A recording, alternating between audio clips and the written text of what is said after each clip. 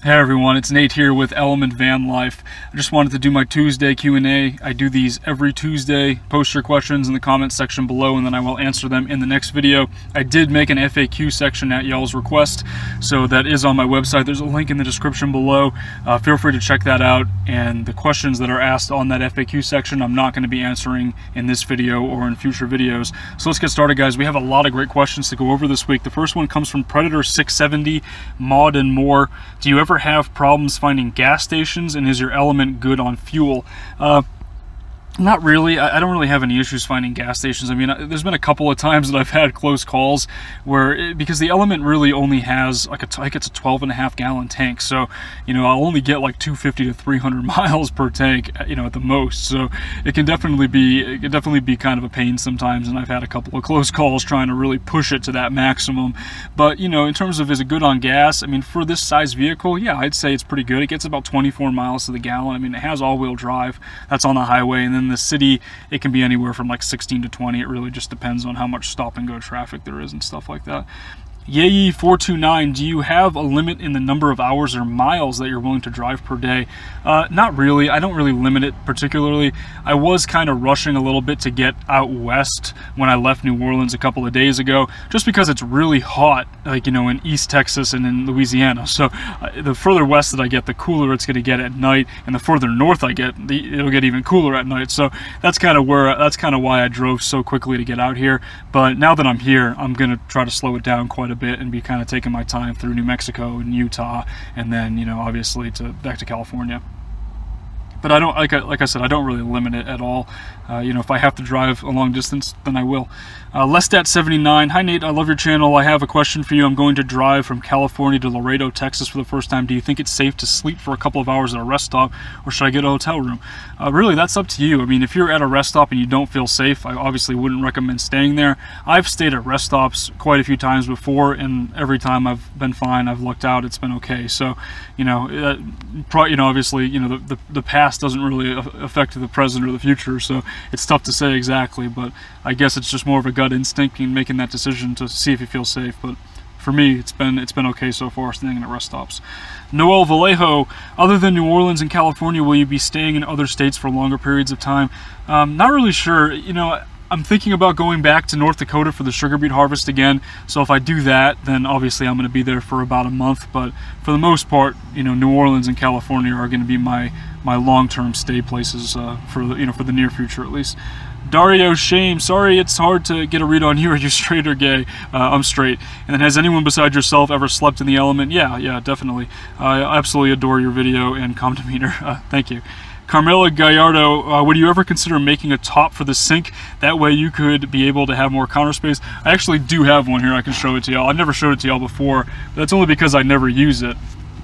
I just kept the cutout piece from when I cut the hole for the sink, and I can stick it in there, and it works well. It's pretty sturdy and rigid, but I never really use it. Enjoy your videos. This is from Linda. Thank you. How often do you see your family? Stay safe. So not very often. Probably a few times a year, maybe three times a year at the most. I'll go home for the holidays kind of thing, and then occasionally I'll get to see him here and there. But yeah, not that often. Jerry Pritchford, hey Nate, are you ever too old to start surfing? I think it's something I would like to try. Right on. No, I don't think so. I mean, as long as you're, I guess the biggest thing is knowing how to swim. It was crazy when I was in San Diego teaching lessons, and the amount of time that I would have people that were like, I don't really feel comfortable in the water, I don't know how to swim, like after we had started the lesson and walked to the water. Like, it's crazy the amount of people that happens to, and they're okay in a surf lesson, but if you're trying to really get into it, you got to be comfortable in the ocean. You got to be willing to kind of get your butt kicked a little bit a few times. It takes time. It takes a long time to get really comfortable out there and to get good at surfing. So, but if you have the patience and the desire to do it, it's definitely something I'd recommend, especially if you live by the ocean. It's one of my favorite things. PlayStation 2014, what's your favorite part of California besides the surf? That's a tough question, because the surf is definitely my favorite thing about California, but I guess the weather is really nice. I like that it doesn't rain that often in Southern California, or even in Northern California, I guess. It's just that I don't know. For me, rain kind of stresses me out a little bit. The element leaks a little bit, like right back here sometimes. So when you're in like New Orleans torrential downpours, like I would always have stuff get wet in here, and it really bothers me. And I don't know, there's something about sunny skies that I just really enjoy. I think a lot of people understand that. Psycantus61, have you ever had a mouse take up residence in the element? I had a Honda and they got in somehow. No. Luckily, so far, I haven't had that issue. Swifty with Fragile X, do you ever get homesick? Do you ever have times where you want to sleep in a real bed and wake up in a stationary house? Not really. I mean, when I'm traveling and I get back to this bed here, which is my bed, and I'm comfortable with it and I love it, and you know, I set up and you know, for the night, and I'm in here with the curtains up, it's really cozy. That's when I feel most at home. So I wouldn't say that I typically get homesick. No, I mean, my home is with me wherever I go. J. Brett, have you ever ripped a bedtime fart so bad that you considered renting a hotel room? No, it definitely hasn't happened. I mean, obviously everybody farts, but if I do, yeah, I'll just crack open a window and it'll be all right. Robert Cole, I love your videos. My question is, would you ever consider getting a motorcycle or a scooter as a spare vehicle? Probably not. No, I think it would be a real pain to figure out a way to like mount it on the back. I know they make like I have a trailer hitch. I know they make racks that can go to like the U-Haul trailer hitches and it works out, but I don't know. For me, like I really like just driving from place to place, even if it is just a few miles down the road. I'd rather just have the element close to me. I mean, it's my home, so I'd rather just have it with me everywhere that I go instead of just leaving it unattended for a whole day while I'm off on a scooter or a bike or something like that. Edward Granados, I got a good one. Do you follow the news and or politics, and why or why not? What kind of world would you like to live in? Please be realistic. That's an interesting question. I mean, I really don't follow the news as much as I should, or politics as much as I should. I guess I've maybe grown a little bit apathetic with it all recently, but it also takes a lot of time to get, you know, news from all different sources to really try to figure out what's going on out there. So I don't know. I don't really spend enough time doing that. What kind of world would I like to live in? I mean, the things that are most important to me are just having the freedom to live the life the way that I want to live it. So I guess a world where, you know, the government or where corporations don't try to regulate individual lives is something that I'm okay with. For the most part, that's the world that we live in now. I mean, I guess that it could be a little bit better for, you know, for everybody out there, but, you know, I'm pretty happy with it. I don't know if it'll always be like that forever necessarily. Things seem to be changing, and I'm sure that they will change a lot in the future, but you know, for now I'm okay with it. Slime Bucket, since you have been in many parts of the country, I was wondering if you have encountered any dangerous or poisonous animals, snakes, bugs, maybe even sharks. Not too much with snakes or bugs, luckily. I was at Jean Lafitte National Park and I definitely saw a few like baby water moccasins. I think those are probably poisonous, but that's about it. Sharks, I've definitely encountered sharks before. When I was out in Pensacola, I guess it was probably about a month ago now, we saw like a little 4-foot shark swim right by us, and it definitely happens, but it's to be expected. You know, you're in the ocean, it's their home too, and it would be kind of weird if you didn't see sharks when you were out there as often as most surfers are, you know. Benjamin Ferenchik, EVL, would you ever consider getting a small pet? Probably not. I'm allergic to cats and dogs, and I have thought about maybe getting like a small dog if I got like a bigger van at some point in the future, but I just don't think it would be fair. Like, I'm always out of the element, I'm always traveling around and doing things during the day and stuff, and you know, at coffee shops, I just wouldn't know what to do with it, and to have to constantly be worrying about it, that would be kind of a pain. I don't think that would be fair to the dog. John Cook, do you use your parents' address on your driver's license or a private mailbox? I actually still, my driver's license is still with my parents' address, but I mean, obviously, if I move to, I'm actually planning to establish domicile in another state at some point in the next few months, probably in the fall, South Dakota maybe, and when I do that, I'm going to have to use a private mailbox. Lil Mao, you say you mostly just sleep in the element. What would get you to do more activities in the element? Probably not much. You know, I really kind of designed it as a place to sleep in and to be comfortable in when I'm going to bed, you know, brushing my teeth and occasionally cook outside and stuff, but I really do enjoy just like going to coffee shops and working, or going to a library and getting work done. It just, for me, it's more comfortable to have a big desk to spread out on than it is to be crammed up in here, so probably not much. I would try to continue to avoid spending time in the element. Kyle Wanzit, Love your videos, though. I've always wondered how you've been able to afford this lifestyle. I am planning to do a future video talking about my expenses and income and stuff like that. But I mean, the biggest way that I'm able to afford it is by working seasonal jobs in the places that I travel to. That's where, when I'm doing that, that's when I have the most amount of money coming in. I don't make enough from the freelance web development and then YouTube to be able to fully support this lifestyle. I have to stop for a few months, work, save money, and then travel for a month or two, and then just repeat that cycle over and over again. Luchador EMC also said a similar question about my state of income.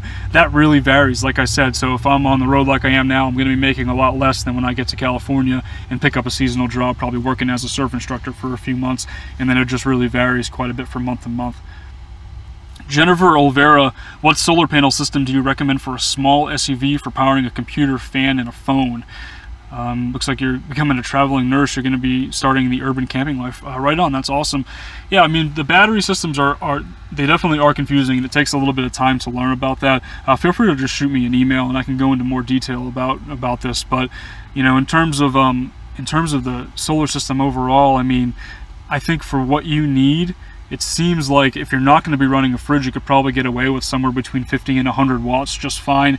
I have the foldable panel now, and I actually just made a video on it, and I'm going to release it probably in the next couple of days. I still need to edit and everything, but that's coming out in a couple of days, and I'll talk about the panel that I bought recently, the folding one. But it's 100 watts, and that works really well for my fridge and then, you know, my electronics and stuff like that.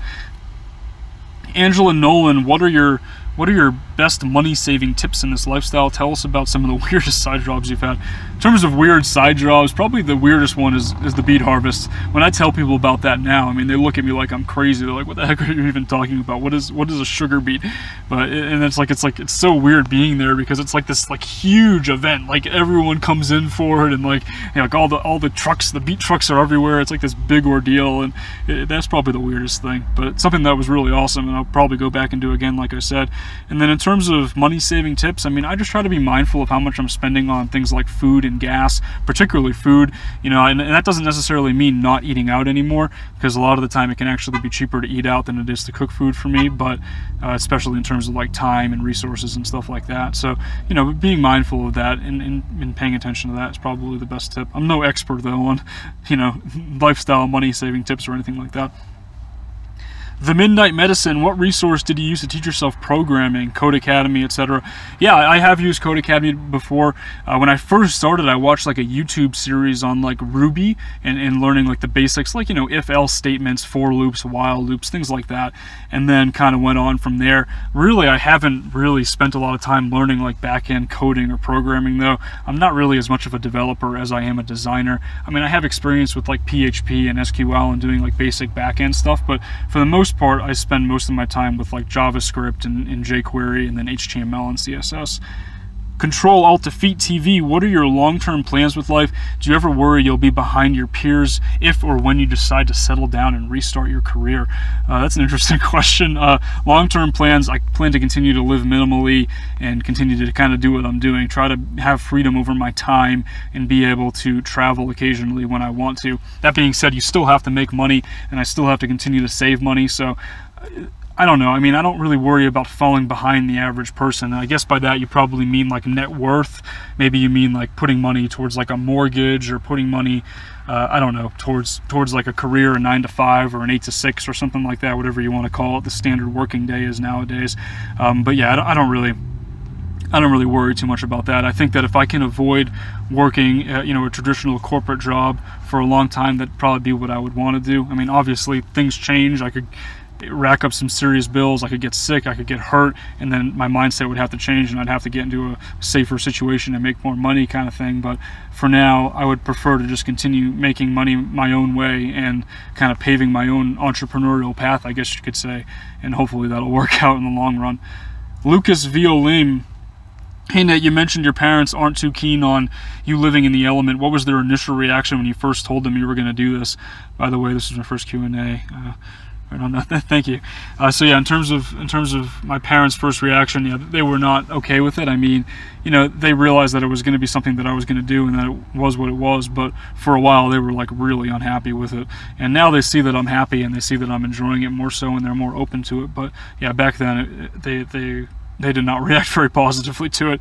XX Monster Man 19XX EVL, what do you do if there's a tornado? I don't know what's up with these tornado questions. I guess you drive away from the tornado.